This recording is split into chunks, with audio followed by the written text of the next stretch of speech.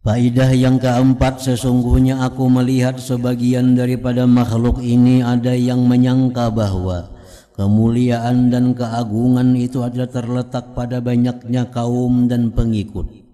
Lalu ia tertipu dengan cara berpikirnya ini. Dan ada pula sebagian daripada mereka yang menyangka bahwa kemuliaan dan keagungan itu terletak pada banyaknya harta benda dan anak buah. Lalu ia merasa sombong dengan yang demikian itu. Bahkan ada pula yang menyangka bahwa kemuliaan dan keagungan itu dari kemampuan merampas hak orang lain dan menzalimi mereka serta menumpahkan darah mereka. Dan ada juga yang menyangka bahwa kemuliaan dan keagungan itu dari sebab banyak membuang-buang harta dan melakukan perbuatan mubazir dan keterlaluan dalam berbelanja. Lalu aku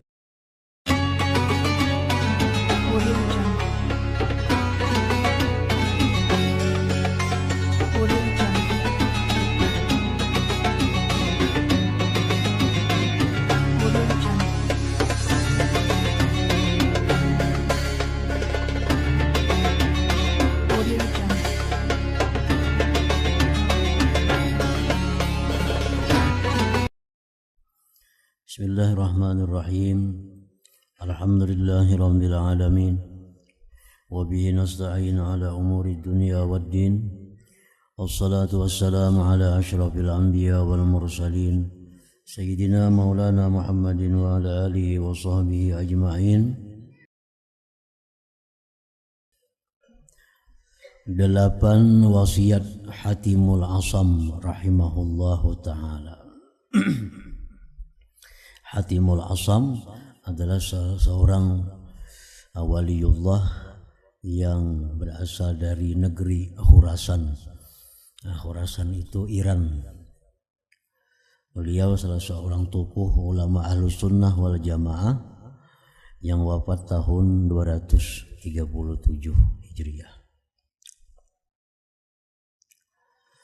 Wahai anakku yang tercinta, Imam Hatimul Asam pernah ditanya oleh gurunya Imam Syakik Al-Balkhi rahimahumallahu ta'ala. Ujar gurunya, engkau telah belajar daripadaku selama 30 tahun lamanya. Maka apakah ilmu yang telah engkau dapatkan daripadaku, wahai Hatimul Asam? Hatimul Asam menjawab, aku telah dapat menghasilkan 8 faedah daripada segala yang aku pelajari. Pada himmahku 8 faedah ini sudah memadak untukku, sudah cukup untukku.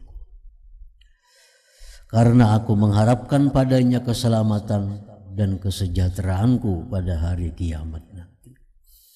Jadi 30 tahun menuntut ilmu, 8 macam inilah kesimpulan daripada yang dituntut selama 30 tahun oleh Hatimul Asam kepada gurunya Syakik Al-Balkhi.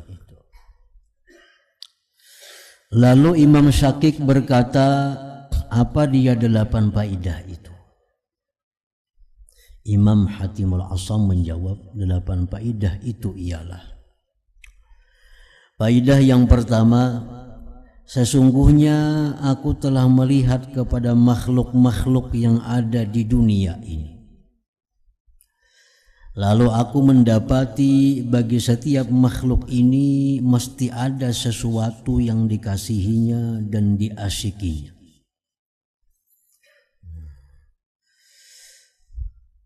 Aku melihat makhluk Allah, lalu setiap makhluk itu ada mempunyai sesuatu yang dikasihi, ada sesuatu yang dicintai. Itu setiap makhluk aku lihat pasti ada yang disayanginya, ada yang dicintainya.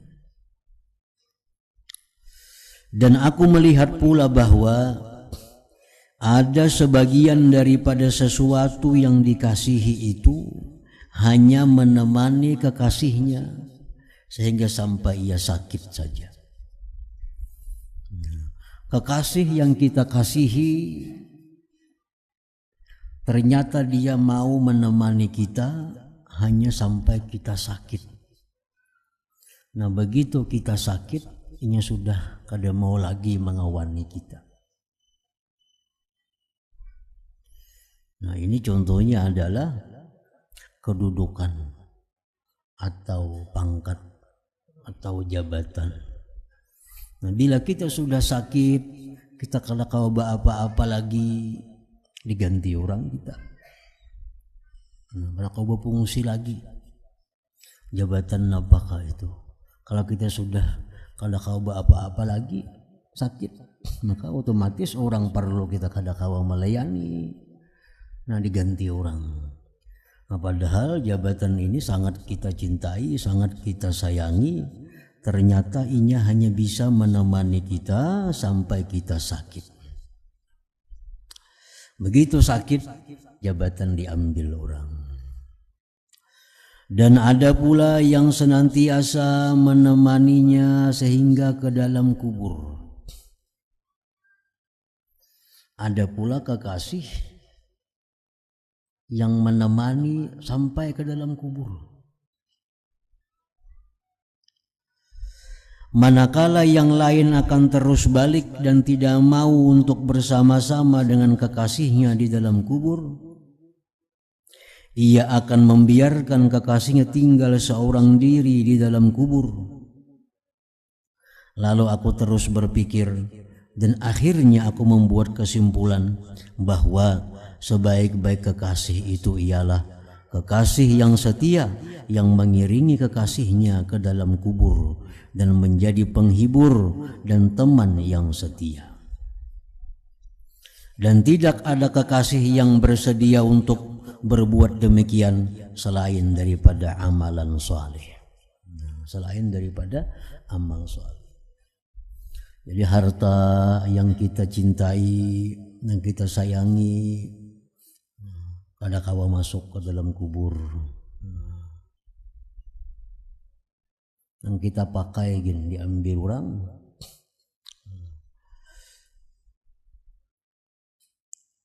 Keluarga jelas sudah kada mau masuk ke dalam kubur juga mengawani. Nah, selain yang mau masuk ke dalam kubur adalah amal soleh. Sembahyang kita membaca Quran. Nah itu yang menemani kita ke dalam kubur. Dan tidak ada kekasih yang bersedia untuk berbuat demikian selain daripada amalan salih. Maka aku terus menjadikan amalan salih ini sebagai teman dan kekasihku, supaya ia dapat menerangi kuburku dan menghibur hatiku, dan sudah pasti ia tidak akan meninggalkan aku duduk bersendirian di dalam kubur itu. Artinya ini bukan larangan menyayangi harta, bukan larangan menyayangi keluarga, bukan larangan menyayangi jabatan, tetapi Sidin di sini menjelaskan bahwa agar sayang kepada hal-hal itu masih di bawah dibanding dengan sayangnya kita kepada amal saleh. Nah, ayo aja sayangi keluarga, tapi kita lebih sayang amal saleh. Jangan sampai kita mengurusi keluarga lalu kita kada lagi beramal. Nah ini ngarannya salah. Karena yang kita perjuangkan harta benda keluarga ini kada kau mengawani kita sampai akhir. Jadi sayangi aja keluarga, tapi amal saleh lebih sayang lagi. Sayangi aja harta, tapi harta ini disayangi supaya jadi amal saleh. Nah jabatan disayangi supaya jabatan itu jadi amal saleh. Manusia yang rugi adalah manusia yang mengurusi jabatan, mengurusi keluarga, mengurusi harta, meninggalkan amal saleh. Nah ini yang rugi. Ini yang rugi. Jadi mati-matian menyayangi harta, kedudukan, keluarga. Amal salih kada tak urus lagi, amal salih ketinggalan. Padahal nang bujur-bujur membantu kita kaina di akhirat, mulai dalam kubur sudah kelihatan itu adalah amal salih. Nah, jadi jarah Hatimul Asam, aku sudah menyimpulkan bahwa yang perlu aku sayangi, yang perlu aku perbanyak ternyata adalah amal salih, nah, bukan yang lain.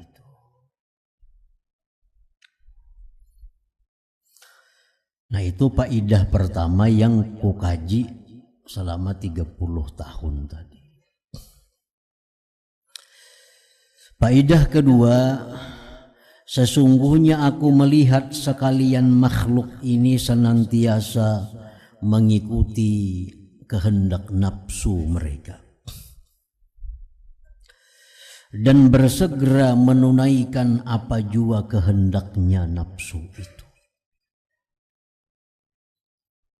Karena nafsu ini selalu menjanjikan kelezatan yang cepat. Nafsu ini menjanjikan kebahagiaan yang cepat tanpa memandang akibat. Nah, itu gawian nafsu. Sifat nafsu memang demikian. Penting ambil ini keuntungan, makan ini yang lezat. Urusan akibat tuh kaina. Urusan akibat tuh kada ada urusan. Itulah nafsu. Lain dengan akal. Nah, kalau akalnya selalu memandang akibat. Makan ini akibatnya apa? Melakukan ini akibatnya apa? Nah, itu akal. Akal. Itu akalnya bertolak belakang dengan nafsu 180 derajat. Nafsu ini memikirkan yang segera, sedangkan akal memandang akibat. Nah, aku melihat, ujar Imam Hatimul Asam, manusia ini selalu menuruti kehendak nafsunya. Kehendak nafsu. Kadang memikirkan akibat.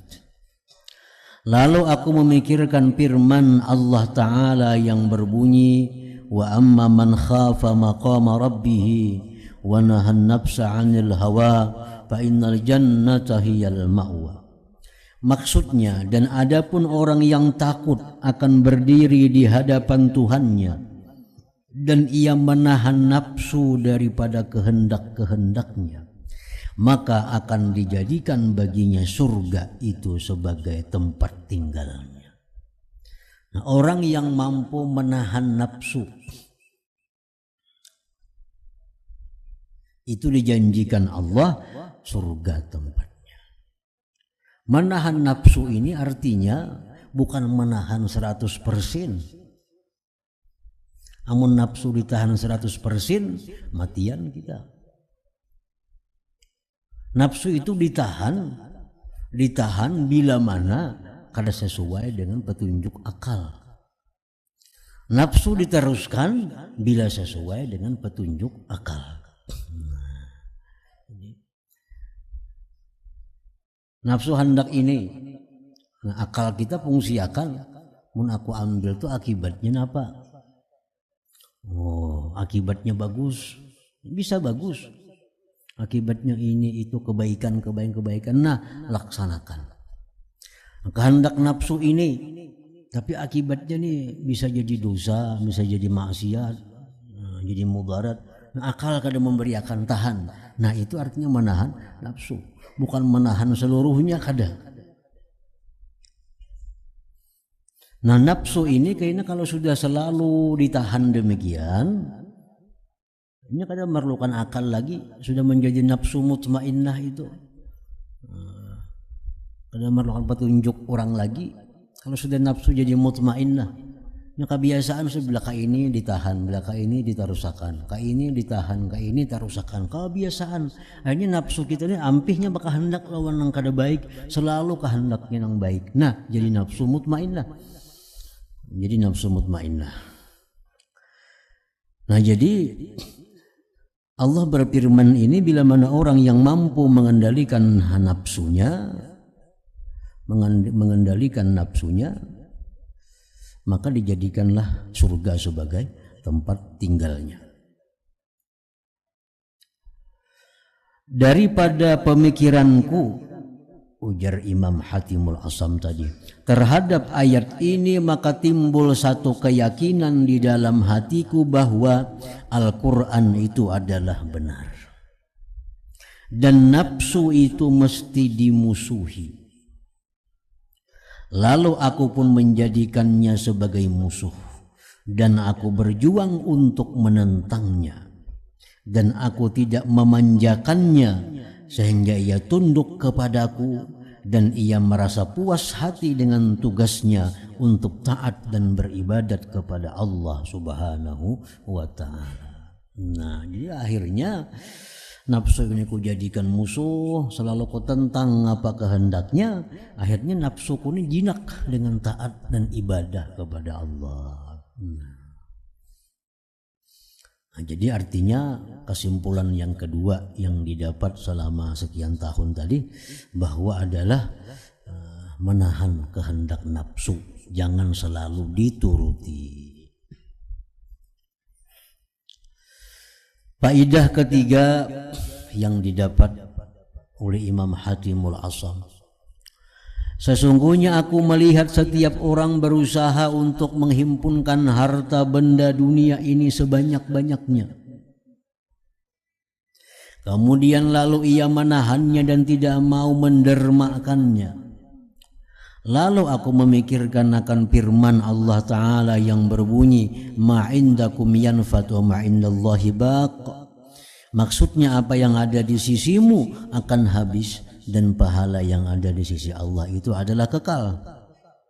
Lalu aku pun terus suka mengorbankan apa jua yang aku dapatkan daripada harta benda dunia, dan aku suka membahagikannya di kalangan fakir dan miskin supaya harta benda itu menjadi pahala yang tersimpan di sisi Allah Subhanahu wa ta'ala.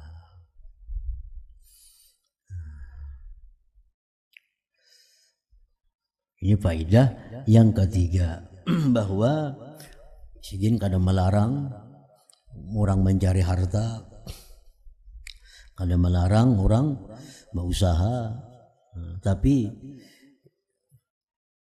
yang dilarang itu adalah mencari harta untuk mengumpulkannya, untuk memperbanyaknya tanpa memikirkan bekal di akhirat daripada harta benda itu. Ujar Nabi kita bahwa beliau bersabda, harta engkau itu sebenarnya adalah sesuatu yang telah kamu sedekahkan. Itulah yang sebenarnya harta engkau. Harta yang kita berikan kepada orang lain, sedekahkan atau hadiahkan, itulah yang punya kita sebenarnya. Nah, itu punya kita. Pakaian yang sedang kita pakai ini, itulah yang pakaian punya kita. Makanan yang sedang kita makan itu, itulah makanan yang punya kita. Nah, selain pada itu belum tentu ampun kita. Belum tentu ampun kita. Jadi kadang mustahil orang di dalam dunia ini kaya raya, di akhirat miskin, di akhirat kita miskin, hina. Kenapa? Karena kekayaannya ditinggalnya di dunia. Kekayaan ditinggal di dunia. Mobil ditinggal, rumah mewah ditinggal, ruko suku ditinggal, permata berlian ditinggal di dunia. Di akhirat miskin, mengemis kesana kemari minta. Nah, itu kenapa? Karena kekayaan tertinggal di dunia. Ada sebagian lagi orang yang dunia kaya, akhirat kaya. Nah, ini orang yang menjaga keseimbangan. Di dunia ada harta yang digunakannya untuk keperluannya dan keluarga, tapi di akhirat pun demikian. Sebagaimana dia bangun rumah di dunia, dia bangun rumah di akhirat. Dia beli kebun di dunia, ngkar kebun segan akhirat. Bangun toko di dunia, bangun toko segan di akhirat. Nukar mobil sagan dunia, nukar mobil sagan akhirat. Mati dunia akhirat kaya. Dunia akhirat kaya. Nah itulah yang dimaksud Allah dengan firman-Nya Rabbana atina fid dunya hasanah wa fil akhirah hasanah. Nah dalam dunia ini sugih, di akhirat pun sugih. Nah itu yang paling bagus yang disuruh Tuhan dalam doa Rabbana atina fid dunya hasanah wa fil akhirah hasanah wa qina adzabannar itu. Nah jadi harta kita yang sebujurnya itu adalah harta yang kita berikan. Kita nukar mobil misalnya, nah kita suruh orang lain memanfaatkan mobil itu. Nah itu berarti kita untuk mobil kita di akhirat. Kita banyak bisi pakaian kita berikan sebagiannya kepada orang, itulah pakaian kita di akhirat.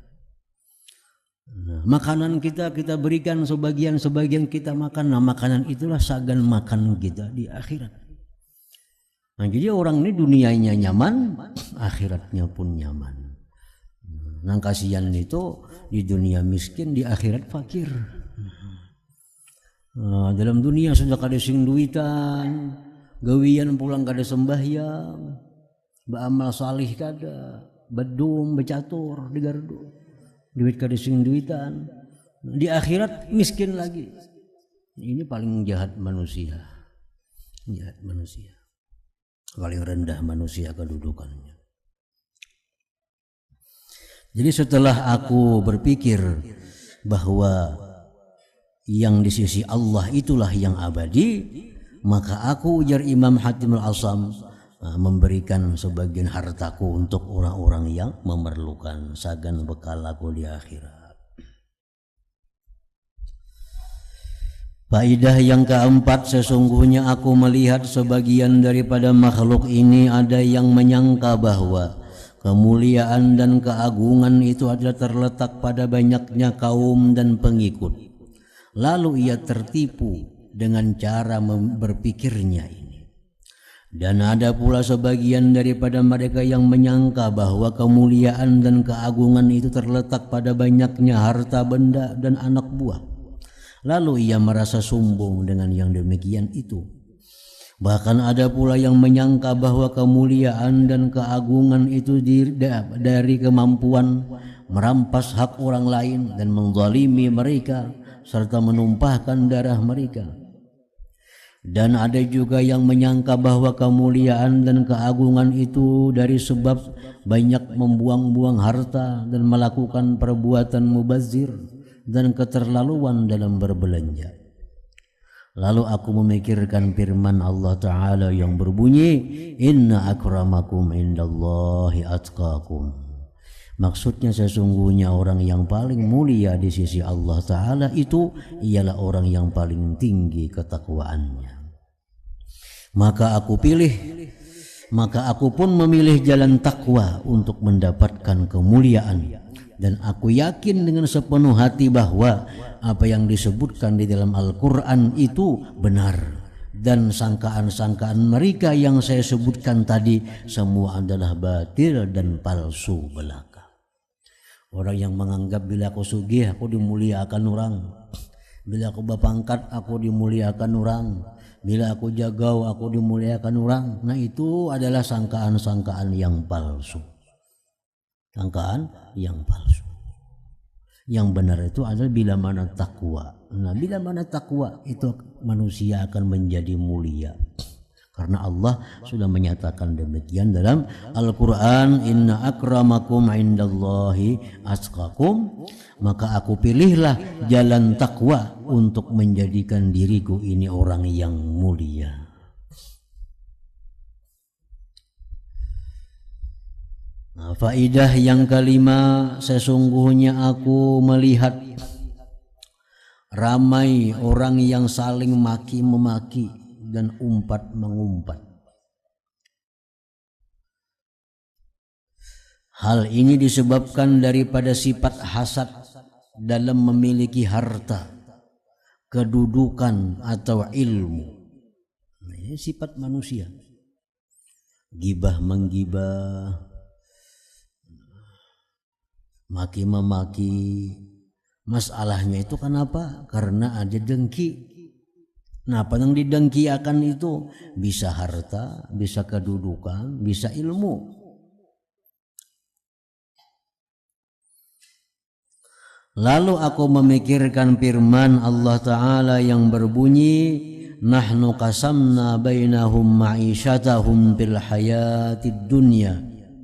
Maksudnya, dan sesungguhnya kamilah yang membahagikan segala sumber kehidupan mereka di atas dunia ini. Biar Tuhan sudah kami bagi, belum ada muncul orangnya di dunia, sudah ada tulisannya di Lauhil Mahfuz, jatah yang diberikan kepadanya itu. Nahnu qasamna bainahum ma'isyatahum fil hayatid. Kami telah membagi. Belum lagi orangnya lahir ke dunia, sudah ada. Si fulan selama hidupnya akan dapat rezeki ini sekian, dapat rezeki duit sekian, dapat rezeki ternak sekian, dapat rezeki ini sekian. Nah, maka aku pun paham bahwa pembagian segala nikmat itu adalah daripada Allah Ta'ala, sejak daripada alam azali lagi. Sejak alam dahulu sudah dibagi oleh Allah. Oleh karena itu aku tidak pernah hasad akan siapa, dan aku merasa puas hati dengan pembahagian yang telah dilaksanakan oleh Allah Subhanahu wa Ta'ala itu.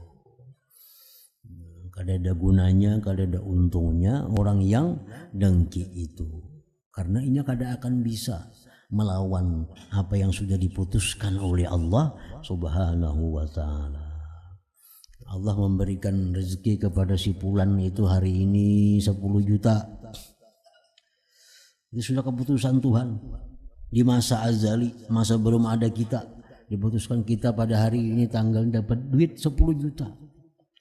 Kayak apa aja orang menghalangi, kayak apa aja orang mahiri, dengki, kada akan bisa. Duit itu pasti akan sampai kepada kita 10 juta itu. Nah, ini sudah keputusan Tuhan. Namun kita hirin apa gunanya? Mengurangi rezeki orang enggak ada. Kada mengurangi rezeki orang. Bahkan orang bertambah dapat pahala mun kita hiriin itu. Mana dapat duit dapat pahala pulang inya. Nah, nang hiri ini Bang, mana hiri sakit hati dapat dosa lagi. Double.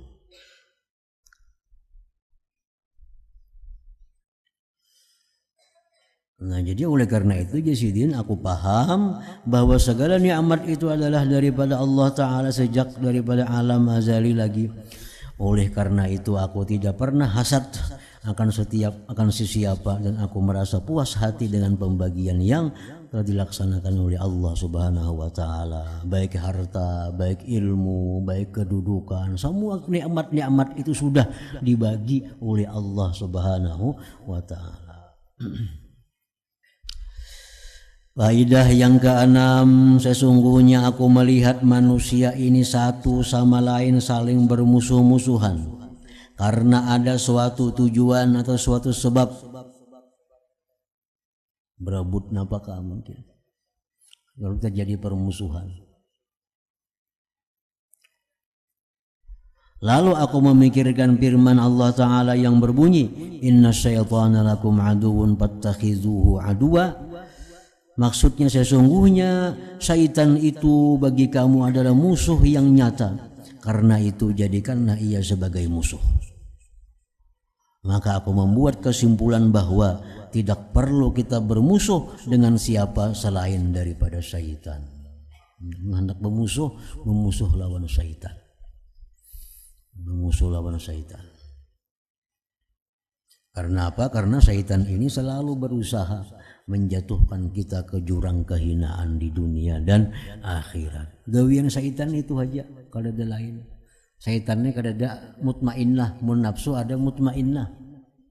Nafsu mun dididik, dilatih, jadi nafsu baik. Mun syaitan kada ada, kecuali syaitan Nabi kita seikung itu aja. Ajar Nabi setiap orang tuh ada syaitan. Ya sahabat, engkau pang wahai Rasulullah, aku dan Nabi ada juga syaitan, walakin aslam, tapi syaitannya tunduk dengan aku. Yang lain artinya kalau ada tunduknya. Dan pada Nabi saya tentu kada tunduk, selalunya berusaha untuk menggugurkan kita.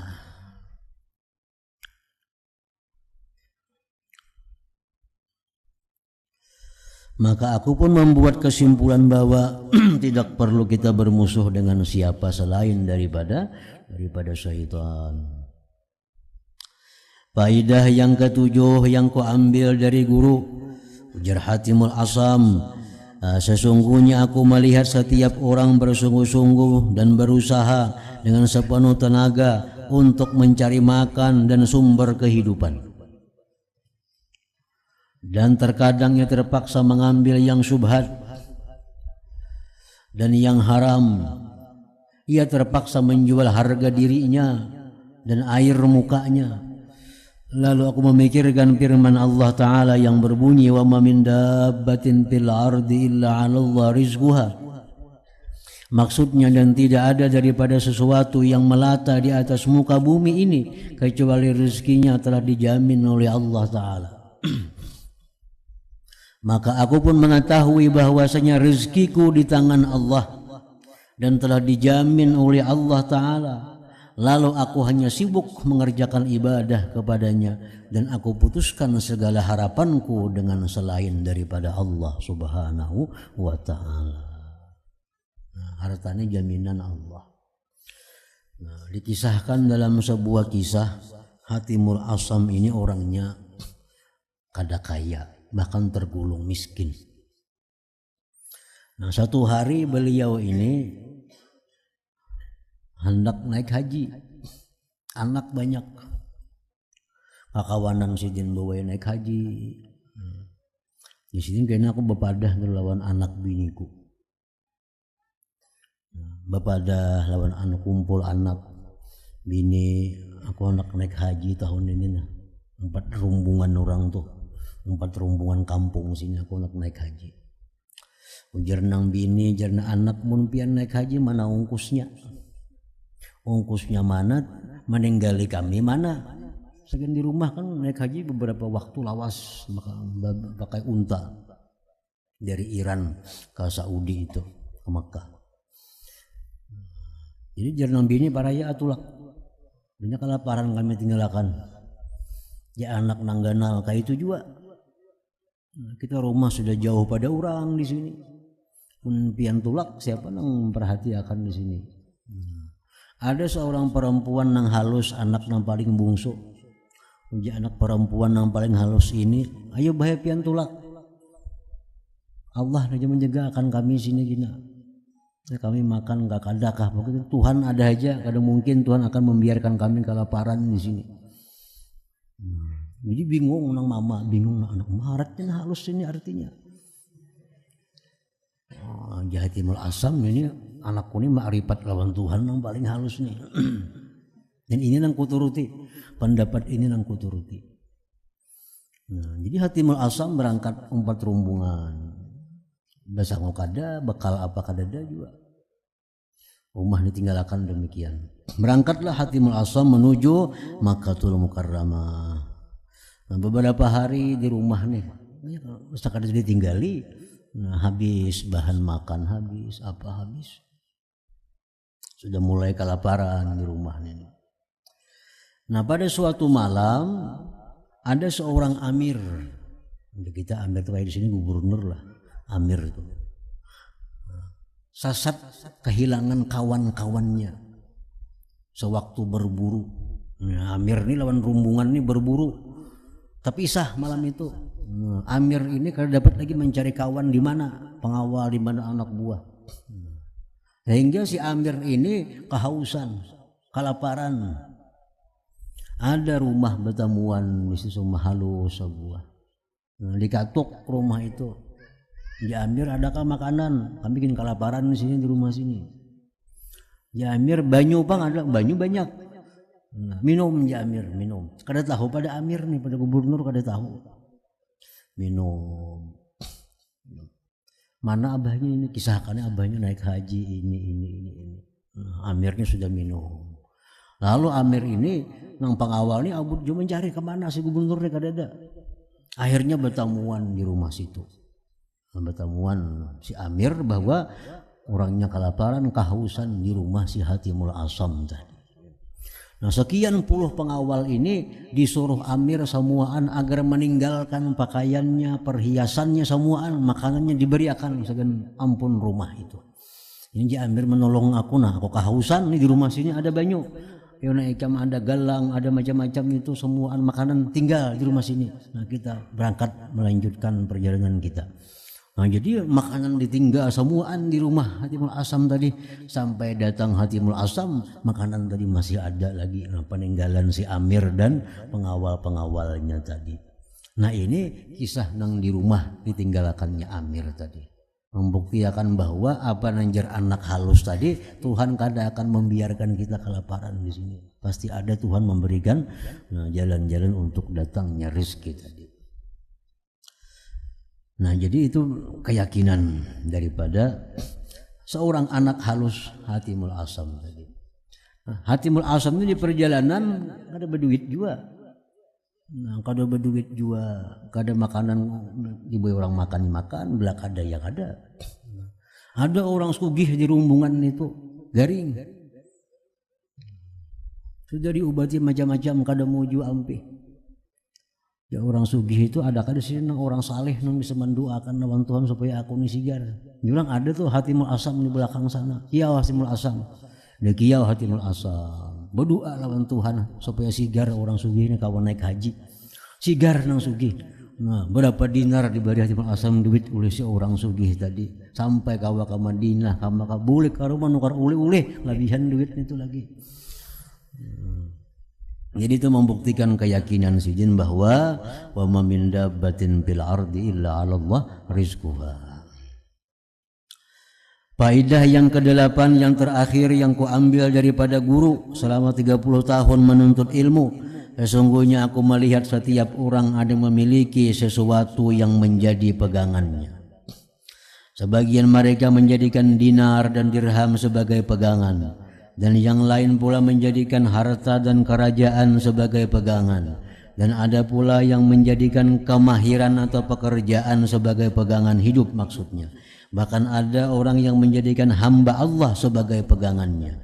Lalu aku memikirkan firman Allah Ta'ala yang berbunyi, wa may yatawakkal 'ala Allah wa huwa hasbuh innallaha balighu amrih qad ja'alallahu likulli syai'in qadra.